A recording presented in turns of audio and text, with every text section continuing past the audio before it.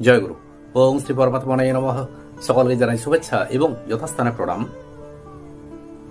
আর কয়েকটা দিন পরেই দোল পূর্ণিমা বা ফাল্গুনী পূর্ণিমা।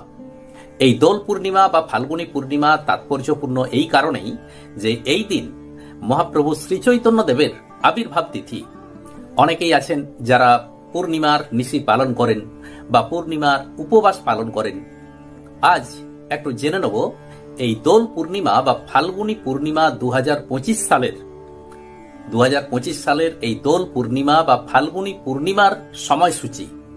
অনেকেই আছেন যাদের এখনো সেই সময়টা বা তিথিটি ঠিকমতো জানা হয়নি বা জেনে উঠতে পারা যায়নি। এই ভিডিওটি তাদের জন্যই। এবছর অর্থাৎ 2025 সালে যে দোল পূর্ণিমা বা ফাল্গুনী পূর্ণিমার তিথিটি রয়েছে, শ্রদ্ধেয় বেণীমাধব শীল মহাশয়ের ফুল পঞ্জিকা অনুসারে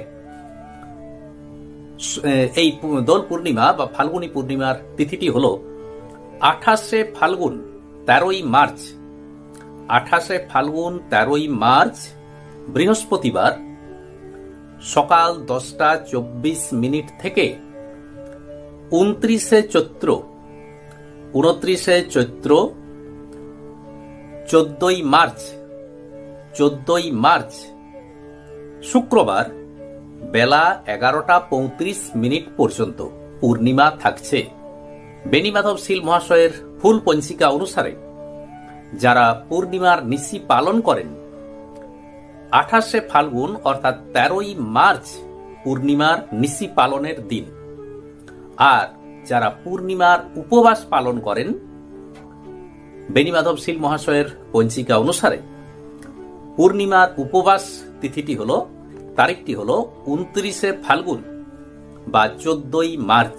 তাই পঞ্জিকার তিথি অনুসারে 29শে ফাল্গুন অর্থাৎ 14ই মার্চ তারিখটি হল ভগবান শ্রীকৃষ্ণের দোলযাত্রা উৎসব। আরেকবার বলি যে 29শে ফাল্গুন অর্থাৎ 14ই মার্চ হল ভগবান শ্রীকৃষ্ণের দোলযাত্রা তিথিটি। আরেকবার বলি যে পূর্ণিমা কখন লাগছে এবং পূর্ণিমা কখন ছাড়ছে।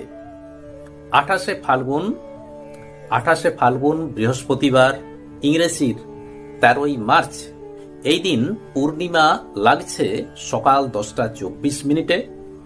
আর পরের দিন অর্থাৎ 29শে ফাল্গুন ইংরেজির 14ই মার্চ পূর্ণিমা ছেড়ে যাচ্ছে শুক্রবার।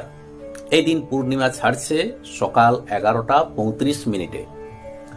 অর্থাৎ 28শে ফাল্গুন 13ই মার্চ সকাল 10টা 24 মিনিট থেকে পরের দিন 29শে ফাল্গুন 14ই মার্চ পর্যন্ত সকাল 11টা 35 মিনিট পর্যন্ত পূর্ণিমা তিথি থাকছে।